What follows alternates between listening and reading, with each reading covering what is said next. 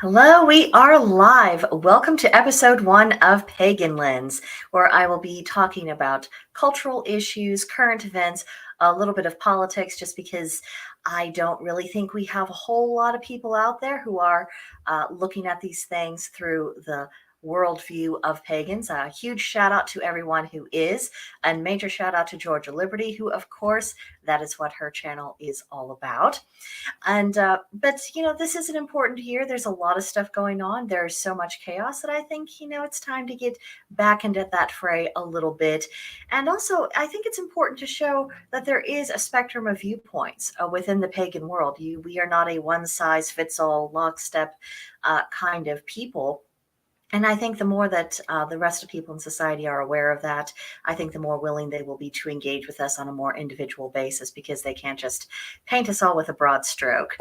Now, I wanted the introductory episode of this series to be focusing on people who are missing the point, because after I came back to social media, particularly Twitter, after my Yuletide break, it was a lot of the same nonsense and a lot of screeching and a lot of people who were talking about everything except for what actually matters and whatever controversy they were involved in. So I'm going to be getting into three things today. Number one, I want to touch on that whole satanic altar controversy that was set up in the Iowa Capitol building during December. I want to touch on that because I really didn't get a chance to talk about it earlier. And honestly, during the Yuletide season and as we were building up to that, it was just the last thing in the world I wanted to talk about, having that kind of issue, on the brain that just was not in the spirit of the season. And so I didn't want to deal with it. And I can't time enough in 2024. So we'll get to that today.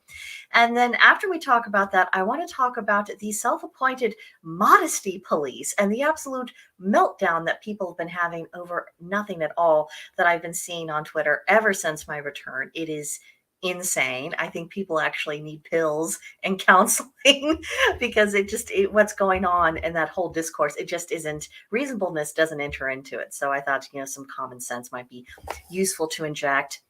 And the last thing that I want to touch on today is just what's going on politically with people. Everything, all the shouting, all the screaming, it seems to be falling into one of two categories. Either people who are just wanting business as usual, everything is normal, and then the people who are screeching, it's the end of everything and we're all going to die. Yeah, I find both of those things rather irritating. And because both of those approaches miss the actual point, that there are legitimate criticisms about what's going on in our country, that there are actual steps that are already within the legal framework that people can take to correct these things that actually benefit people of all views. And I want to touch on that. So that's where we'll finish up today. So first, the famous controversy over the satanic altar that was erected in December in that Iowa Capitol that was later torn down by a zealous Christian who thought it was his moral and spiritual duty to do so.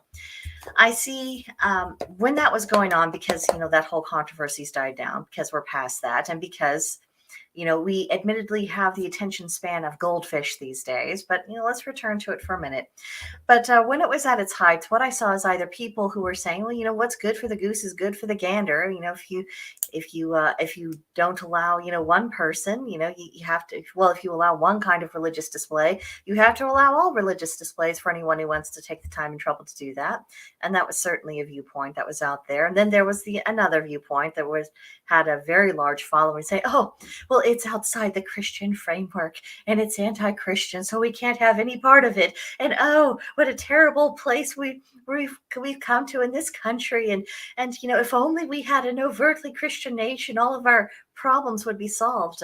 Clearly, these are people who are not familiar with history and how having one particular religious persuasion, as the only option for people, that really didn't seem to solve the difficulties of the human condition. They still exist, because no matter what your preferred moral and religious framework is, people are still just people. We're still going to make the same mistakes and we're still going to have problems. But, people have a very utopian view when it comes to their own preferred faith, particularly faiths that kind of had that utopian view built into them. But the main objection I have to both those camps is that they all missed the material point, because the only question I had in my mind when that altar went up in the Capitol building is, why was any religious display there at all? And this isn't about hostility towards religion or saying that, there can never be any kind of religious mentioning in civic circles. But why would that be the place for any kind of display? Why would that be a place for display for the Satanic Temple or for Christians or for Hindus or Muslims or Buddhists or pagans or Native Americans or anyone? Why would that ever be the place for that kind of religious display? Because let's be honest, when it comes to making displays of religious faith or having anything of that kind, well, that is for places of worship. And that's for people on private property in their own homes, or their own business if they own the land and the building that they're operating out of. It's not that we can't have these things in the public square, but maybe we don't have it in the government sphere. Maybe that's not the place. Maybe the purpose of a Capitol building or any other kind of government facility is for the conducting of actual civic business. Maybe if we have displays there of any kind, it should be focused on what actually is supposed to be uniting people, what people have in common, and the basis upon which that government should be functioning. Now, I know how the government actually functions and how it was supposed to function are not at all the same things. They're not in the same universes, certainly not these days. But that's not the issue. It's a question of what should it be. If I went into a Capitol building and they had a display of the Declaration of Independence, that's a fine thing because that is meaningful. That was sowing the seeds for what later became our countries. That was a huge, incredible moment, and the reasons why there was this breakaway from the crown and their justifications and how they wrestled and struggled with this decision before taking such a radical step. That's an important part of our history, and that's something that if someone stopped by in a tour or they just happen to see it, that would cause them to reflect and think a little bit. So I'm in favor of that. Quotations from the Constitution or from the state's Constitution. I think that's perfectly fine. Or what about displays that about things that are relevant to that state, major industries that they have there, or major natural resources. If they have some great forest, or if they're known for their lakes, or if they have this great expansive desert, whatever they have. Why aren't they having seasonal displays of, say, what native species are doing, what plants are in bloom, what's showing, giving you the big show, what are various animal species that are native to that particular state, what are they doing? I don't mind displays that actually give a sense of place and a sense of purpose to these public buildings because they have relevance for everyone there, whether they have lived in that state for generations or whether they moved in 5 minutes ago and they're at the Capitol or some other government building for some necessary business. The point is that these buildings should not be about things that people disagree on. They should not be about things that you can divide people into various little political camps. And that's why I like the idea of having displays of founding documents displayed in these public places, because that has relevance for everyone. Whether or not you think these documents need tweaking, that's a separate issue. Seeing what they are, that has relevance and meaning for everyone. What is going on in a particular location? What is the history of a particular state? That would be a worthy. Why don't we have, monthly displays in these capitals of, in this month of history, these things went on in this state and this had a big impact, or this really changed the things for this particular community, and that's why it has significance. Something that's educational, something that is relevant, something that isn't getting us all into a tizzy right before a major holiday about what things we disagree on and what makes us different from one another. And wouldn't that just have solved the entire problem right there? Just saying, we do not have religious displays on government property because that's not what they're there for. That would solve the entire thing. There would never be any controversy about, should we have up the 10 Commandments or should we not? Or should the Satanists be allowed to put up a statue of Baphomet or whatever else? These issues simply would not arise because we would have all have made an agreement that that's not the time or the place. Wouldn't that be nice? Wouldn't it be nice to take that particular controversy out of our public consciousness and tone down these religious squabbles just a little tiny bit? I'm just saying, I think that would solve a great deal of problems. Now, that's pretty much what I have to say on the whole satanic altar thing, because my God, that's so irritating. Now, Now, let's move on to the modesty police. I saw two controversies when I returned to Twitter after my Yuletide break. One was called Calendargate because apparently a conservative beer company created a calendar of, rather lovely, beautiful women, who I think were wearing bikinis and other such things. And some people took exception about how immodest that is and how horrible and how whorish and all this. And it's a beer company, and having women in bikinis advertising the beer and having calendars accordingly, that's been a thing for a good long while. So I don't see what difference it makes if a conservative company happens to do that. Last time I checked, straight men are attracted to beautiful women. That's kind of how nature programmed them. And yeah, I don't see the issue. I mean, if we can see the bikinis, if we happen to go to the beach or to the swimming pool, I don't see what the big deal is about putting them on the calendar. I mean, and I don't think, from what I understand and from what I've seen, these weren't, bikinis that were more dental floss and little bits of tissue here and there. They just looked like kind of normal stuff that you would see and be accustomed to seeing. So I thought that whole thing was silly. Oh, and I want to say hello to Vulture69. Thank you for joining me this morning. Appreciate it. Good to hear from you. Don't be shy, anyone, about speaking up and becoming part of the conversation, because it's part of why I do this, and I would love to hear from you. But yeah, people were throwing a conniption fit about that. And the other thing they were throwing a fit about is because apparently some young lady was making a baking video, and they thought it was entirely too focused on her boobs. And I saw and heard a lot of the screeching about this and how immodest her attire was and how she was drawing attention. And this is, thirst trapping and, an assortment of other Gen Z terms that were being thrown at it. When I finally saw the actual picture, it was a young lady, I would say early to mid 20s, at a guess, although it is kind of difficult to tell people's ages. She was wearing a perfectly ordinary t-shirt. The neck came up to her neck. It was taupe, a rather unimaginative, boring, and dull color, in my opinion. But she had the skin tone to pull it off. She had pretty hair, and yes, nature did bless her with a rather impressive rack of boobs. But there was no cleavage, and people are saying, oh, her shirt was too tight. She was wearing a normal t-shirt. When you have big boobs, that's just how they fit. I don't know what they expect women who have large chests are supposed to do. I suppose, go around in burqas and sacks, I suppose, the way some people behave. It was just absolutely ridiculous.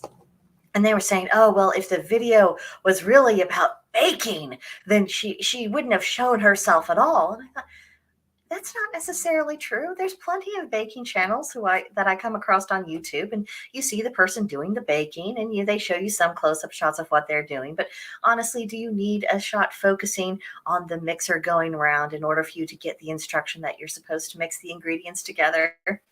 But let's not bring too much logic into this. The thing is that people just wanted to complain. Now, for the women who were complaining about her attire and saying that it was inappropriate and immodest in some way, I want to say this very, very clearly. I do not believe that your complaint is actually what you say that it is. Here's what the real issue is, and you can throw me out of the Women's Secrets Club if you want to. You think she's prettier than you. She probably is, because she is rather lovely. And you can't handle that. You are desperately insecure. So instead of facing the fact that perhaps you're not as young as you used to be, maybe you're not as trim as you used to be, maybe you're just not, you were never as pretty as she is. So instead of just accepting that that's where you are and that's what nature gave you, and that perhaps the full bloom of your beauty has now passed, as it naturally does, you're trying to beat up on someone who is in that full bloom of beauty, because you're angry at it, because you're jealous, because you wish you still had it, and because she had the temerity to not be embarrassed about it. I mean, it's absolutely ridiculous. And as far as the men saying that, oh, she's giving them inappropriate thoughts and all this, no.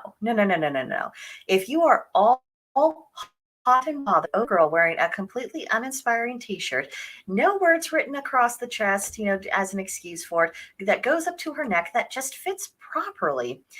Maybe the problem is that you just haven't really spent enough time around women. Maybe you aren't in a relationship, and maybe you're not in a relationship because you do not have reasonable expectations of women, and perhaps you don't treat them properly. It's amazing how far you can get with women if you're just nice, if you just get to know them a little bit. A lot of women are pretty naturally loving and affectionate and are willing to give that affection to a man if he treats her kindly.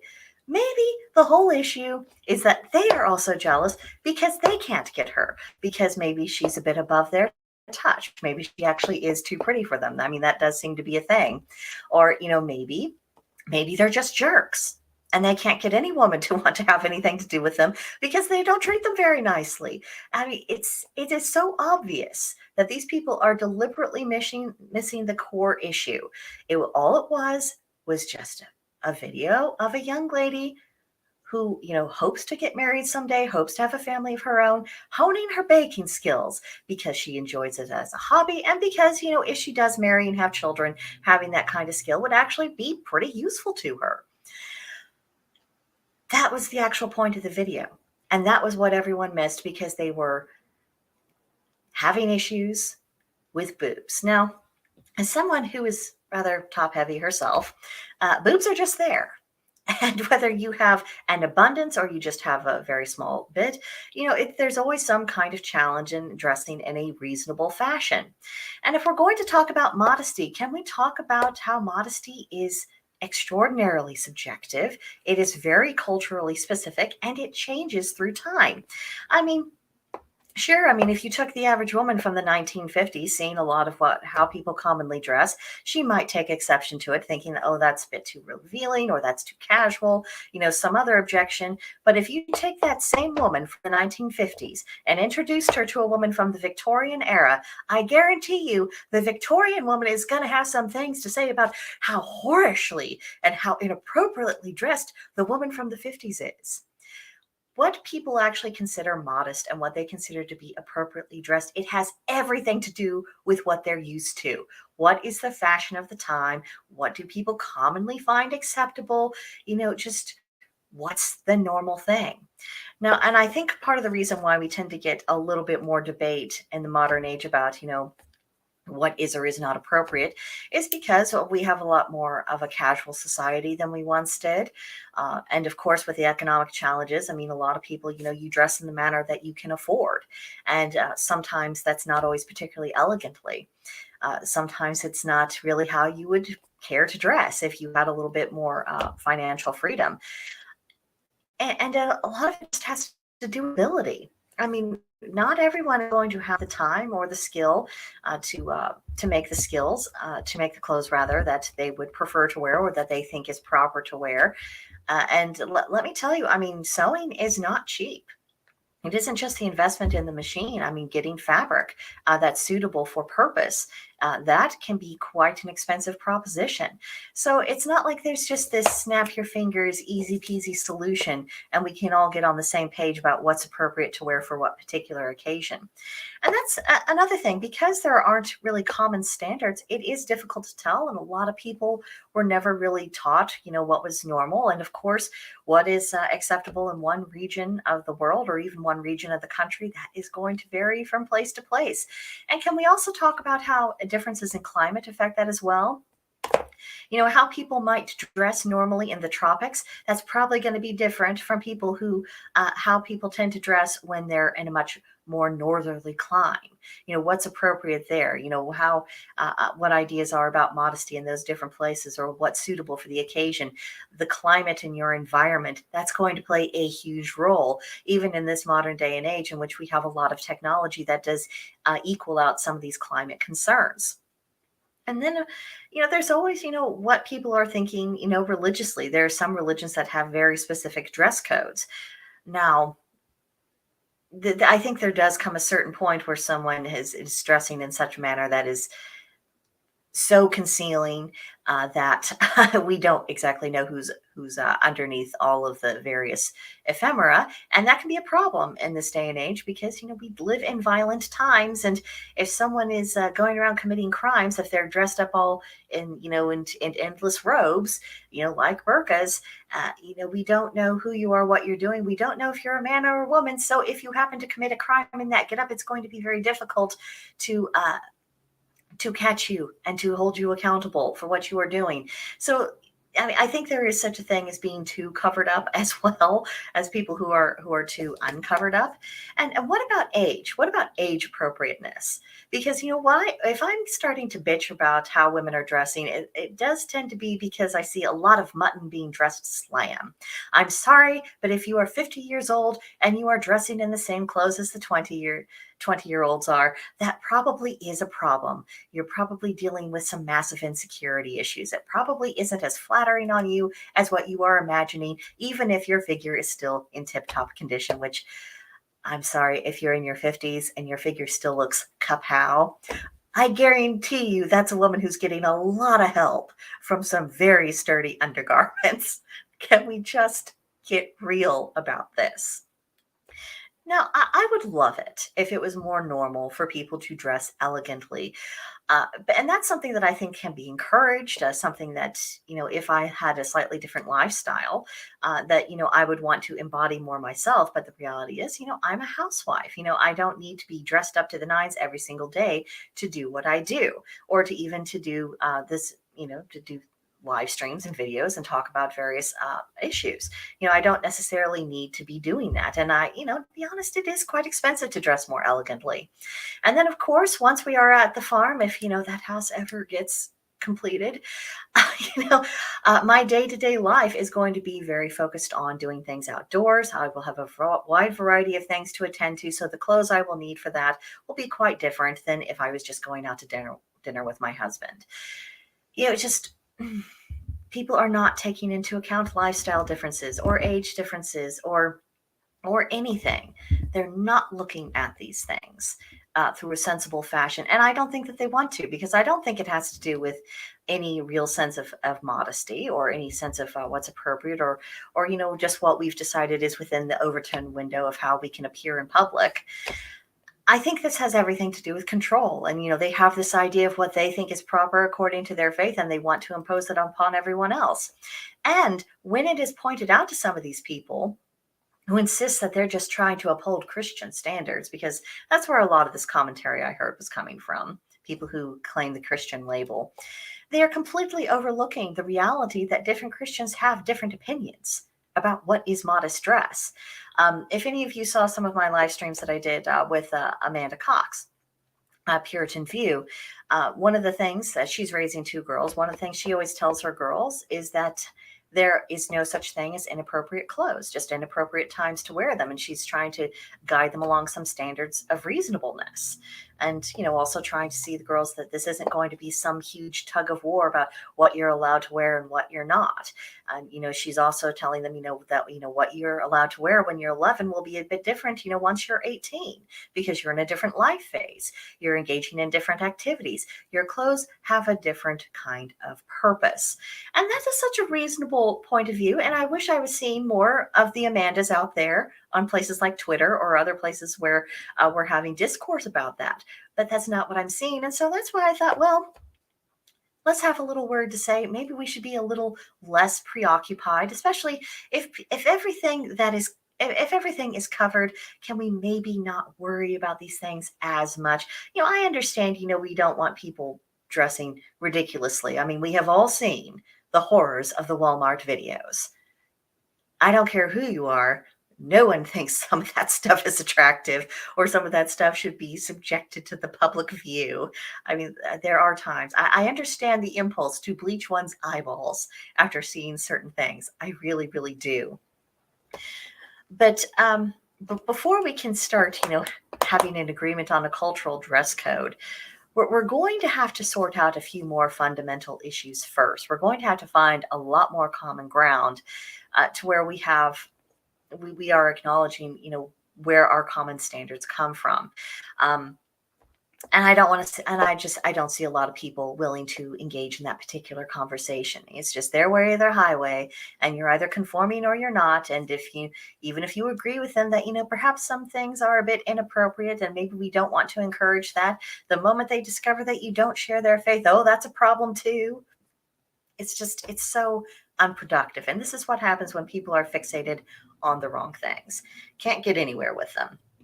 Now, the issue of politics as usual, as a means of avoiding actual issues. I mean, this is almost on the level of the sky is blue kind of conversation, and I get that, but it's really irritating me this year because what we're seeing, particularly from the Republican side, is we're seeing a series of politicians who are just kind of more of the same, and they're all desperately trying to pretend that they're not, and it really irritates me because it's such an insult to everyone's intelligence. Whether people are, considering voting for any of those candidates or not, it's just an insult to the intelligence to pretend like they're doing anything new or that they're somehow representing a way forward. Because what I'm seeing is a lot of sniping, a lot of backbiting, and a lot of focusing on, issues that they hope will make them go viral, that'll get them a lot of attention and garner support, get that outrage out there, instead of talking about that the government and the way it's functioning. Not only is it unconstitutional, it's not fit for purpose. It's not getting anything done. There's a lot of issues with people who've been kind of moldering around in the same positions for eons on end, and how that is compromising the ability of actual elected officials to make significant changes. Because all of the bureaucracy, I mean, all of this red tape, is it actually helping anyone? Left, right, center, whatever their viewpoint is. A lot of this bureaucratic stuff, a lot of the regulations, a lot of these things are people who don't know anything about anything, thinking they can make the rules for people who are actually doing something productive with their lives, or creating excuses to impose fines. It's all about money, of course. Finding more way to separate our money from us so that they can do whatever it is they do with it behind the scenes. And a lot of it is just pointless control and finding some way for them to justify their position. So they're always having to come up with stuff. And there isn't a lot of talk about how you trim that down. And so when you get a candidate like Vivek Ramaswamy, who lately has been presenting a lot of presentations about, okay, this is the plan for either eliminating or completely shrinking this particular department. This is how you get rid of the civil servants who, are not actually obeying the will of the elected officials, who are supposed to be implementing the will of the people who voted for them, and other things of that nature. And he's talking about in detail, he's saying, okay, this is the legal authority upon which we could move forward with this. This was a pitfall that other people fell into, and this is how we can avoid that legally without having to do other things, having to go around the law, outside it, or, having to impose more laws in order to do something. He's saying, we have the tools that are required. Here's how I would particularly use them. This is the effect that I think it will have. Here are some other reforms that I think would be very helpful to us. And that is something that the media and the other candidates in the presidential race, left, right, and whichever direction, they are ignoring the substance of what he is saying. And that is really irritating to me. And I'm not saying that, people all need to go out and vote for Vivek in the primary and then get them into the general election or anything like that. Because, it's not my place to tell you what to do. I can certainly offer my opinions, but, it's not for me to decide what someone else does with this. But I would like to see a robust discussion about the ideas that he has put forward. And if there's actual legitimate obstacles to where certain things couldn't be implemented, let's talk about what those are. And let's see, if there is actually a way around them that is available to us. Because wouldn't it be nice to have less bureaucracy? Wouldn't it be nice for the people who are elected to actually have to take responsibility for the laws that are imposed?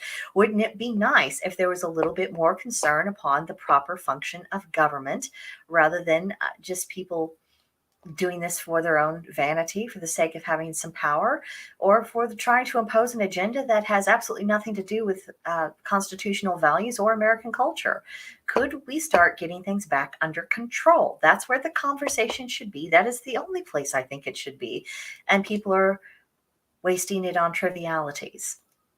Whereas you have someone who's actually has the guts to put forth some actual ideas and have a plan and show you how the plan could be implemented, and no one wants to look at that. Pretty pathetic. And that's why I'm bitching so much this morning about people who are just determined to miss the point. And I'm getting very tired of trying to reach out and reason with people, because there comes a certain point where people are just committed to whatever soapbox that they're wanting to pontificate from, and they're not actually interested in problem solving or solutions. They're not interested in fixing anything. They're not interested in finding what a reasonable state of affairs would actually be about anything. They just want their way or the highway, and if they don't get their way, that they just want to endlessly complain and bitch about it and saying, if only people had listened to me, civilization wouldn't be crashing down around our ears. I am so tired of trying to engage with those people. I am tired of those people being given any attention at all.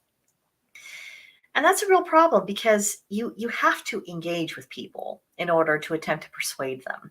I mean, and this is something that our ancestors knew, and I would like to point to the example of the Germanic tribes, where they would meet up at a meeting that was called the Thing or the Assembly, where legal matters and other issues were openly discussed. And I'm sure they did have to engage with some very entrenched viewpoints that were contrary to their own, and still try to figure out what could be done that would actually stick. And I'm very much attracted to the custom that was at the time, to where if the law did not benefit the people, that it actually had no validity, and it was something that really did need to be done away with. I would like to see more of that spirit brought into our politics, of saying, what does this thing that's being proposed, what does it actually accomplish? Don't tell me the slogans, don't tell me what you want it to do. Let's look at how this would actually function, and then go from there. And if it's not doing anything that's useful, if it is infringing upon people, if this is just about trying to control people because you don't happen to like what they do, you need to back right off of that. That is, you want to talk about having, religions or cultures influence our politics. What about that? What about having the focus being more about, is the common good actually being accomplished? So that's my 2 cents on that. Thank you ever so much if you were tuning in with us. Thank you again to Vulture69, who piped up earlier in the conversation. That's very much appreciated. And I just want to assure everyone that whenever I'm doing any kind of live streaming, this isn't about me talking at you. It's an opportunity for us to talk with each other, to engage in a lot more discourse, because I think that's important. And this is a small channel, so it's not like you've got thousands of comments streaming all the while, and that you couldn't possibly get a word in edgewise. That's not the situation here, obviously. So don't be bashful. If you have thoughts, absolutely share them in, and I'd love to hear from you. And goodbye to Vulture69. Again, I absolutely appreciate you coming by and listening, and for saying hello. It is very much appreciated. Now, Pagan Lens this will be a repeating series that comes up whenever I have something that I feel like talking about, especially if it's something that I think our society would benefit from a more pagan point of view, or at least a more reasonable point of view that isn't filled with Abrahamic overtones. And so it'll pop up whenever I feel like it. So it's going to be a wild year. So I suspect I'll be coming on quite a bit. So stay tuned, and I will see you guys next time. Bye-bye.